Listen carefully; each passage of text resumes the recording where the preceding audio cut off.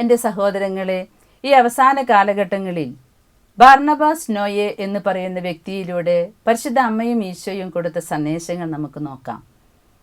1995 ദൈവകരുണയുടെ മണിക്കൂറായ വൈകുന്നേരം 3 മണിക്ക് നമ്മുടെ കർത്താവായ യേശുക്രിസ്തു നൈജീരിയയിലെ എനഗു സംസ്ഥാനത്തിലെ ഓലോയിൽ നിന്നുള്ള യുവാവായ ബർണബാസ് നോയെ എന്ന വ്യക്തിയെ ആദ്യമായി വിളിച്ച് യേശുവിനെ ആശ്വസിപ്പിക്കണമെന്നും തൻ്റെ വിലയേറിയ തിരുരക്തത്തെ ആരാധിക്കുകയും ചെയ്യണമെന്ന് അറിയിച്ചു.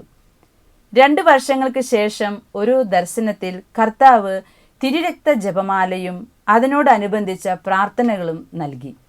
1997 മുതൽ 2003 വരെ നമ്മുടെ നാഥനും അവിടുത്തെ അമ്മയുമായ പരിശുദ്ധ മറിയവും മാലാഖമാരും വിശുദ്ധരും നേരിട്ട് വളരെയേറെ സന്ദേശങ്ങൾ ഈ യുവാവിന് നൽകുകയുണ്ടായി. ഇറ്റലിയിലെ തിരുരക്തത്തിനായി സമർപ്പിക്കപ്പെട്ട സന്യാസ സമൂഹങ്ങളെയും കത്തോലിക്ക സംഘടനകളെയും സ്വാഗതം ചെയ്തുകൊണ്ട് 2000 ജൂലൈ 1 പരിശുദ്ധ പിതാവ് ജോൺ പോൾ 2 മാർപ്പാപ്പ നൽകിയ സന്ദേശത്തിൽ ഇങ്ങനെ പറയുന്നുണ്ട്: സ്നേഹിതരെ, ഈശോയുടെ തിരുരക്തം എത്രയോ വലിയ ഒരു രഹസ്യമാണ്. 2ാം വത്തിക്കാൻ കൗൺസിലിൽ കൈക്കൊണ്ട ആരാധനാക്രമത്തിൻ്റെ നവീകരണത്തോടു കൂടി കത്തോലിക്ക സഭയുടെ അനുദിന പ്രാർത്ഥനകളിൽ ഈശോയുടെ തിരുരക്തത്തിൻ്റെ രഹസ്യം കൂടുതൽ ആഘോഷമായി കൊണ്ടാടുവാൻ തുടങ്ങി. ജൂബിലി വർഷം ഈ ഭക്തിക്ക് കൂടുതൽ ഓജസ് നൽകുന്നു. നമ്മുടെ രക്ഷയ്ക്കു വേണ്ടി മാംസമായി തീർന്ന ക്രിസ്തുവിൻ്റെ രക്തമായതിനാൽ തന്നെ അവിടുത്തെ തിരുരക്തം സകല ജനതകളുടെയും രക്ഷയുടെ ഉറവിടമാണ്. ഉദാത്തമായ സ്നേഹത്തിൻ്റെയും മനുഷ്യരുടെ ജീവിതത്തിലേക്ക് ദൈവം ആഴമായി ഇറങ്ങി വന്നതിൻ്റെയും അടയാളമാണ് സഹോദരങ്ങളെ അവിടുത്തെ തിരുശരീരത്തിൽ നിന്ന് ഒഴുകുന്ന തിരുരക്തത്തിൻ്റെ ചിത്രം. എന്തുകൊണ്ടാണ് ഈ രക്തം തന്നെ കർത്താവ് തിരഞ്ഞെടുത്തത്? വേറെ മറ്റൊരു മാർഗവുമില്ല ഈശോയ്ക്ക് നമ്മളോടുള്ള സ്നേഹം കാണിക്കാൻ. ഹെബ്രായർക്കുള്ള ലേഖനം 10-ാം അധ്യായം 19-24 വചനങ്ങളിൽ ഇങ്ങനെയാണ് പറയുന്നത്: എൻ്റെ സഹോദരരെ, യേശുവിൻ്റെ രക്തം മൂലം വിശുദ്ധ സ്ഥലത്തേക്ക് പ്രവേശിക്കാൻ നമുക്ക് മനോധൈര്യമുണ്ട്. സ്നേഹത്തോടെ ജീവിക്കുന്നതിനും നല്ല കാര്യങ്ങൾ ചെയ്യുന്നതിനും പരസ്പരം പ്രോത്സാഹിപ്പിക്കാൻ എങ്ങനെ കഴിയുമെന്ന് നമുക്ക് പര്യാലോചിക്കാം. ഈശോയുടെ പീഡാസഹനത്തെക്കുറിച്ചുള്ള ധ്യാനം നമ്മുടെ ഹൃദയങ്ങളിൽ പല നല്ല പ്രവൃത്തികൾക്കും പ്രചോദനമേകുമെന്നാണ് പറയുക. ഈശോയുടെ മരണം നാം ഓർക്കുമ്പോൾ നാമും ഒരിക്കൽ മരിക്കും എന്ന് നാം ചിന്തിക്കും. ഈ ലോകം ഒരു പെർമനൻ്റ് സ്ഥലമല്ല, ഇത് ഒരു താൽക്കാലിക വാസമാണെന്ന് ഓർക്കാൻ മരണം നമ്മെ സഹായിക്കും. ഈശോയുടെ ശരീരത്തിലെ ചമ്മട്ടിയടികൾ നാം ഓർക്കുമ്പോൾ നമ്മുടെ ജീവിതത്തിലും വേദനകൾ ഉണ്ടാകും എന്ന് നമുക്ക് ആശ്വസിക്കാം. ഈശോയുടെ തിരുരക്തം കാണുമ്പോൾ ഈ ലോകത്തിലെ സകല ജാതി മനുഷ്യരെയും അവൻ്റെ തിരുരക്തം വിലയായി കൊടുത്ത് അവൻ നേടിയെടുത്തതാണ് എന്ന് നമുക്ക് ചിന്തിക്കാം. ഈശോയുടെ കുരിശുമരണം കാണുമ്പോൾ ഒരു ദൈവം മനുഷ്യരുടെ പാപങ്ങൾക്ക് വേണ്ടി ഇതുപോലെ പാടുപീടുകൾ സഹിച്ചുവെങ്കിൽ നാമും ഓരോരുത്തരും നമ്മുടെയോ മറ്റുള്ളവരുടെയോ പാപങ്ങൾക്ക് വേണ്ടി പരിഹാരം ചെയ്യേണ്ടി വരും എന്ന വലിയ സത്യം നാം മനസ്സിലാക്കും. പരാതി പറയാതെ കുരിശിൽ കിടക്കുന്ന ഈശോയെ കാണുമ്പോൾ ജീവിതത്തിൽ വേദനകൾ വരുമ്പോൾ നാം പരാതി പറയാതെ സഹിക്കേണ്ടതാണ് എന്ന് നാം ഓർക്കും. ഈശോയിൽ നിന്ന് ധാരാളം അനുഗ്രഹങ്ങളും അത്ഭുതങ്ങളും ഏറ്റുവാങ്ങിയവരാണ് ഈശോയെ വഞ്ചിച്ചതും. കൂടപ്പിറപ്പ് പോലെ കൂടെ നടന്നവരാണ് ഈശോയെ ഒറ്റുകൊടുത്തത്. ഇതെല്ലാം ഓർക്കുമ്പോൾ നാമും ഈ ലോക ജീവിതത്തിൽ നാം സ്നേഹിക്കപ്പെട്ടവരാൽ വഞ്ചിക്കപ്പെടുമെന്നും നാം ആശ്വാസം അർപ്പിച്ചവരിൽ നിന്ന് ചതികളും വഞ്ചനകളും ഏറ്റെടുക്കേണ്ടി വരുമെന്നും ഇതാണ് ജീവിതമെന്നും നാം മനസ്സിലാക്കും. കുരിശിൽ കിടക്കുന്ന ഈശോ അതാണ് നമുക്ക് കാണിച്ചു തന്നിരിക്കുന്നത്.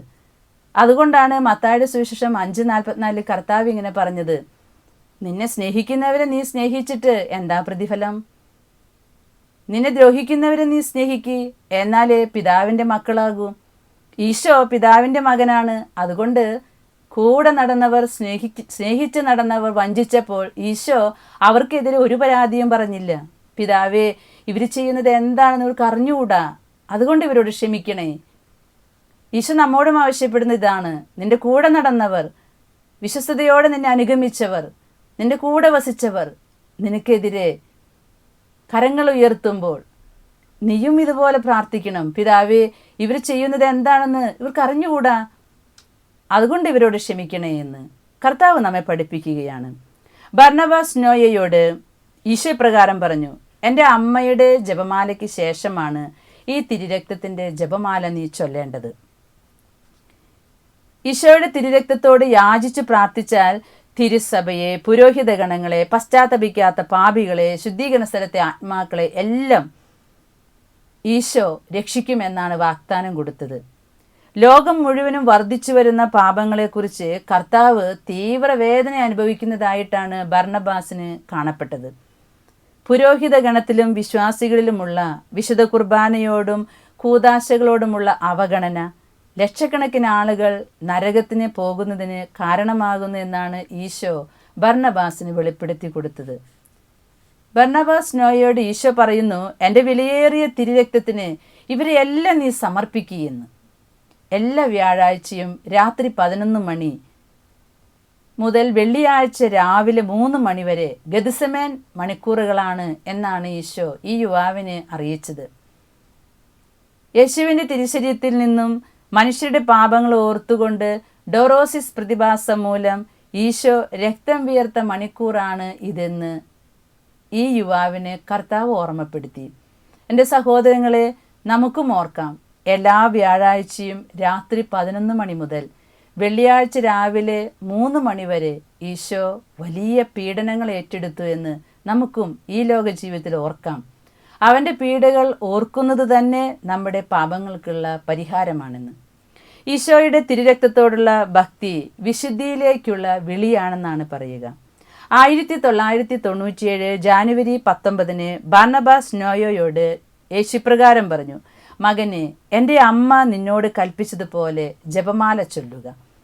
ജപമാലയ്ക്ക് ശേഷം തിരുരക്ത ജപമാല പ്രാർത്ഥിക്കുക. നീ ഇത് ചെയ്യണം, കാരണം രക്ഷയുടെ മണിക്കൂർ വളരെ ഹ്രസ്വമാണ്.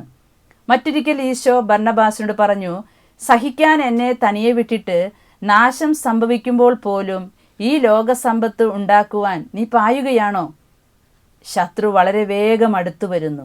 നീ ഉറങ്ങുമ്പോൾ ധാരാളം ആത്മാക്കളെ നേടുന്നതിന് വേണ്ടി അവൻ കളത്തിലിറങ്ങിക്കൊണ്ടിരിക്കുകയാണ്. ഈശോ പറഞ്ഞു, എൻ്റെ മകനെ, ജഡിക പാപങ്ങൾ മൂലം എന്തുമാത്രം ആത്മാക്കളാണ് നരകത്തിൽ പോകുന്നത്.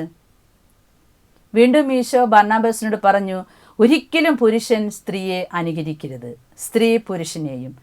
ഞാൻ നിന്നെ സൃഷ്ടിച്ചതുപോലെ നീ ആയിരിക്കുക. ഈ ലോകത്തിലെ ആഡംബരങ്ങളിൽ നിന്നും വിട്ടുനിൽക്കുക. നിന്റെ ശരീരമാകുന്ന പരിശുദ്ധാത്മാവിൻ്റെ ആലയം നശിപ്പിക്കാനുള്ള ശത്രുവിൻ്റെ പദ്ധതിയാണ് നിന്നെ ആഡംബരങ്ങളിലേക്കും അധിക സുഖങ്ങളിലേക്കും വലിച്ചിഴച്ചു കൊണ്ടുപോകുന്നത്. മിതത്വമുള്ള ജീവിതം നീ നയിക്കുക. എൻ്റെ മകനെ, എന്നിലേക്ക് തിരിച്ചു വരിക. ഞാൻ നിങ്ങളെ സ്നേഹിക്കുന്ന, പീഡ അനുഭവിക്കുന്ന ഈശോനാഥനാണെന്ന്. ഈശോ വീണ്ടും പറഞ്ഞു, നിന്റെയും ലോകം മുഴുവൻ്റെയും പാപങ്ങൾ മൂലമുള്ള അടിയേൽക്കുന്ന ഈ അവസ്ഥ എന്നാണ് ഒന്ന് അവസാനിക്കുക? എന്തുകൊണ്ടാണ് നിങ്ങൾ വീണ്ടും വീണ്ടും എന്നെ ഇങ്ങനെ അടിച്ചുകൊണ്ടിരിക്കുന്നത്? നീ എന്തുകൊണ്ടാണ് ഇങ്ങനെ പറയുന്നത്, ഞാൻ പാപം ചെയ്യട്ടെ പിന്നീട് പോയി കുമ്പസാരിക്കാം എന്ന് എന്തുകൊണ്ടാണ് നീ ഇങ്ങനെ പറയുന്നത്? ഈശോ പറഞ്ഞു, എൻ്റെ വേദനയുടെ ആഴം കുറയ്ക്കുവാൻ ഇക്കാര്യങ്ങളെല്ലാം നീ ചെയ്യണം. നിൻ്റെയും ലോകത്തിൻ്റെയും പാപങ്ങൾക്ക് പരിഹാരമായി നിൻ്റെ സകല വേദനകളും എൻ്റെ തിരുരക്തത്തോട് ചേർത്ത് നീ സമർപ്പിക്കണം. 2000 ഏപ്രിൽ 5 ഒരു ദർശനം ഈശോ കാണിച്ചു കൊടുത്തു. ഈശോ ഒരു പാറയിലിരുന്ന് ഏറെ നേരം പ്രാർത്ഥിക്കുകയാണ്. പിന്നീട് നഗരത്തിൽ പ്രവേശിച്ച് സുവിശേഷം പ്രസംഗിക്കാൻ തുടങ്ങി. അവസാനം 7 പേർ മാത്രമാണ് ഈശോയെ അനുഗമിച്ചത്. അവരെയും കൂട്ടിക്കൊണ്ട് ഈശോ ഒരു താഴ്വരയിലേക്ക് പോയി. അവിടെ എണ്ണാനാകാത്ത അത്രയും കുരിശുകൾ നാട്ടിയിരിക്കുന്നു. നിങ്ങളുടെ ജനം വഹിക്കാൻ പരാജയപ്പെട്ട് ഉപേക്ഷിച്ച് കളഞ്ഞ കുരിശുകളാണ് ഇവ എന്ന് ഈശോ പറയുകയാണ്.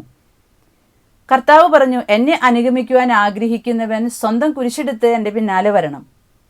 അപ്പോൾ ആ 7 പേരും പറഞ്ഞു, ഞങ്ങളെല്ലാം ഉപേക്ഷിച്ച് ഞങ്ങളുടെ കുരിശുമെടുത്ത് നിന്റെ പിന്നാലെ ഇതാ വരുന്നു. ഈശോയ്ക്ക് സന്തോഷമായി. അവർ യാത്ര തുടർന്നു. ഒരാൾ തൻ്റെ കുരിശിൻ്റെ അമിത ഭാരത്തെക്കുറിച്ച് പരാതി പറയാൻ തുടങ്ങി. ഈശോ പറഞ്ഞു, മറ്റുള്ളവരുടെ കുരിശ് നീ ഒന്ന് എടുത്തു നോക്കൂ. അപ്പോൾ അവന് മനസ്സിലായി തൻ്റെ കുരിശാണ് ഏറ്റവും ഭാരം കുറഞ്ഞതെന്ന്. യേശുവിനാൽ നയിക്കപ്പെട്ട് പ്രാർത്ഥിച്ചും പാട്ടുപാടിയും അവർ ഇങ്ങനെ നടക്കുകയാണ് ദർശനത്തിൽ. സമതലങ്ങളും പർവ്വതങ്ങളും കടന്നു, മരുഭൂമിയിലൂടെ നടന്നു. അവർ യേശുവിൽ നിന്ന് അകന്നു തുടങ്ങി. 2 പേർ കുരിശ് മുറിച്ചു കളയുന്നത് ബർണബാസ് കണ്ടു. അന്ന് വൈകുന്നേരം ഒരു നദി കടക്കുവാൻ യേശു തൻ്റെ കുരിശെടുത്ത് കുറുകെ വെച്ച് നദി കടന്നു. കുരിശും മുറിച്ച 2 പേർ ഒഴിച്ച് ബാക്കി 5 പേരും ആ കുരിശു വെച്ച് നദി കടന്നു. ഇനി നദിയൊന്നും ഉണ്ടാകില്ല എന്ന് കരുതി 2 പേര് കൂടി കുരിശു മുറിച്ചു കളഞ്ഞു. അതും ബർണബാസ് കണ്ടു. ആദ്യ ദിവസം പോലെ 2 പേർ കൂടി ഉപേക്ഷിക്കപ്പെട്ടു. ബാക്കി 3 പേരുമായി ഈശോ യാത്ര തുടർന്നു. അവിടെ അങ്ങകലെ ലക്ഷ്യസ്ഥാനം കണ്ടു, സന്തോഷത്തിൻ്റെയും വിശ്രമത്തിൻ്റെയും സ്ഥലം. പക്ഷേ അങ്ങോട്ട് എത്തുന്നതിന് മുമ്പ് ഒരു നഗരം കൂടി കടക്കാനുണ്ടായിരുന്നു. പാപകരമായ സ്ഥലം, പ്രലോഭനങ്ങളുടെ നഗരം.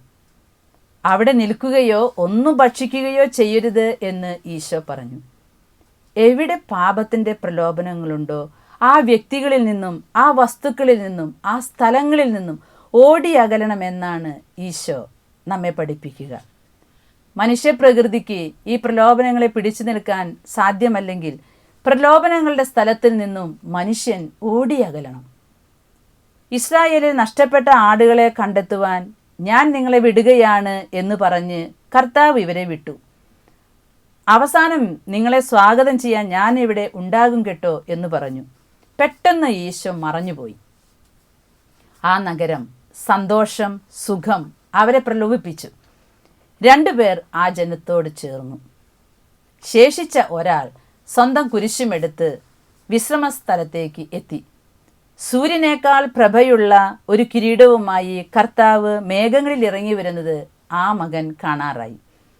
നാഥൻ അവനെ കിരീടമണിയിച്ചതിന് ശേഷം അവൻ കടന്നു വന്ന വഴികളും സഹനങ്ങളും വീണുപോയ സുഹൃത്തുക്കളെയും ഒരിക്കൽ കൂടെ കാണിച്ചു കൊടുത്തു. അപ്പോൾ അവൻ പിന്നിട്ട സഹനങ്ങളെല്ലാം മറന്നുപോയി. ദർശനം അവസാനിച്ചു. പീഡിപ്പിക്കപ്പെട്ട യേശുവിൻ്റെ മുഖം കണ്ടു. ഈശോ പറഞ്ഞു, നീ കണ്ടല്ലോ, ഇങ്ങനെയാണ് എന്നെ അനുഗമിക്കുന്നവരുടെ യാത്ര അവസാനിക്കുന്നത്. കുറച്ചു പേർ മാത്രമേ അവസാനം വരെ പിടിച്ചു നിൽക്കുകയുള്ളൂ. അവസാനം വരെ പിടിച്ചു നിൽക്കുന്നവൻ രക്ഷപ്പെടും. അപ്പോൾ നാം ഇനി എന്താണ് ചെയ്യേണ്ടത്? പരിശുദ്ധ അമ്മയും ഈശോയും പല വ്യക്തികൾക്കും കൊടുത്ത ദർശനങ്ങളിലൂടെ നാം കടന്നു പോവുകയാണെങ്കിൽ ഒരു കാര്യം ഉറപ്പാണ്, അവസാന കാലഘട്ടങ്ങളിലാണ് നാം. അത് നമുക്ക് വേറെ ആരും പറഞ്ഞു തരേണ്ട ആവശ്യമില്ല. ഈ ലോകത്തിലെ വർദ്ധിച്ചു വരുന്ന പാപത്തിൻ്റെ അവസ്ഥ അത് മനസ്സിലാക്കിയാൽ നമുക്കറിയാം അവസാന കാലഘട്ടങ്ങളിലാണ് നാം ഇന്ന് നിൽക്കുക. അമ്മ പറഞ്ഞതുപോലെ ഫാത്തിമായിലെ ദർശനം 100-ാം വർഷം തികയുന്ന ഈ കാലഘട്ടങ്ങളിൽ നാം എന്ത് ചെയ്യുവാനാണ് അമ്മയും ഈശോയും ആഗ്രഹിക്കുന്നത്? എൻ്റെ സഹോദരങ്ങളെ, കുരിശുകൾ എടുത്തുകൊണ്ട് ഈശോയുടെ പിന്നാലെ പോകണം. കടന്നു വരുന്ന വഴികളിൽ പ്രലോഭനങ്ങൾ ഏറെയുണ്ടാകും. അപ്പോൾ നമ്മൾ ഓർക്കണം, നമ്മുടെ ഈ ശരീരമാകുന്ന കൂടാരം, ഈ പ്രലോഭനങ്ങളെല്ലാം ആസ്വദിക്കുന്നത് ശരീരമാണ്, ആത്മാവല്ല. ഈ ശരീരം നാം കണ്ട കഥയിലെ പോലെ മരണം വരെയേ നമ്മുടെ കൂടെ ഉണ്ടാവുകയുള്ളൂ. അവസാനം അവനും കാലുമാറും, പിന്നെ ആത്മാവ് മാത്രമാകും. ആത്മാവിന് അവിടെ വസിക്കാൻ ഒരു വീട് വേണം. ആ വീട് ശരീരത്തിൽ നാം ഇവിടെ ആയിരിക്കുമ്പോൾ ഇവിടെ വച്ച് ഉണ്ടാക്കാൻ തുടങ്ങണം. അതിനായിട്ട് നാം എന്ത് ചെയ്യണമെന്നാണ് ബർണബാസ് നോയയോട് ഈശോ പറഞ്ഞത്? ഈശോ പറഞ്ഞു, നീ എൻ്റെ തിരുരക്തത്തെ ധ്യാനിക്കുക, നീ തിരുരക്തത്തെ വിളിച്ച് പ്രാർത്ഥിക്കുക, ഈശോ തരുന്ന വേദനകൾ സന്തോഷത്തോടെ സഹിക്കുക. ഓരോ വേദനയ്ക്കും ഈശോയുടെ കയ്യിൽ നിന്ന് വലിയ മഹത്വം നമുക്ക് ലഭിക്കും. ഒരു വേദനയും ഈ ലോകത്ത്, ഈ ജീവിതത്തിൽ ഈശോ അറിയാതെ നമുക്ക് തന്നിട്ടില്ല. ഏതൊരു വേദനയാണെങ്കിലും ആ വേദന ഈശോയുടെ വേദനയോട് കൂടെ ചേർത്ത് കാഴ്ചവെച്ചാൽ നമുക്കും രക്ഷപ്പെടാം, അനേകം ആത്മാക്കളെയും നമുക്ക് രക്ഷപ്പെടുത്താം. നമുക്ക് ഈ അവസാന കാലഘട്ടങ്ങളിൽ ഇങ്ങനെ ചെയ്തുകൂടെ? ഈശോ പറയുന്നത് പോലെ ഈശോ തരുന്ന വേദനകൾ സന്തോഷത്തോടെ ചുമക്കാൻ. ആ കുരിശുകൾ ചിലപ്പോൾ നമുക്ക് വേദന മാത്രം തരുന്ന നമ്മുടെ മാതാപിതാക്കന്മാരാകും. ചിലപ്പോൾ ദാമ്പത്യത്തിൽ അവിശ്വസ്തത കാണിച്ച നിന്റെ ജീവിത പങ്കാളിയാകാം. ചിലപ്പോൾ നീ കണ്ണിലുണ്ണിയായി സ്നേഹിച്ച നിന്റെ മക്കളാകും.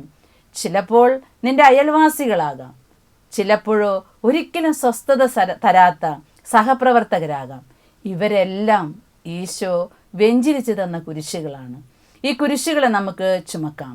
കർത്താവ് പറയുന്നത് പോലെ ശാന്തതയുടെ ലക്ഷ്യസ്ഥാനം നമുക്ക് എത്തിച്ചേരണമെങ്കിൽ ഈ കുരിശുകൾ വേണം നദിക്ക് കുറുകെയിട്ട് പാലമായി കടക്കാൻ. എൻ്റെ സഹോദരങ്ങളെ, നിത്യമായ അവൻ്റെ കൂടെ വസിക്കാൻ, കുരിശിൻ്റെ ഫലം നൽകുവാൻ അവൻ വീണ്ടും വരും വാനമേഘങ്ങളിൽ. അതുവരെ യേശുവിൻ്റെ തിരുരക്തത്താൽ കോട്ടകെട്ടി ഞങ്ങളെ സംരക്ഷിക്കണമേ എന്ന് നമുക്ക് പ്രാർത്ഥിക്കാം.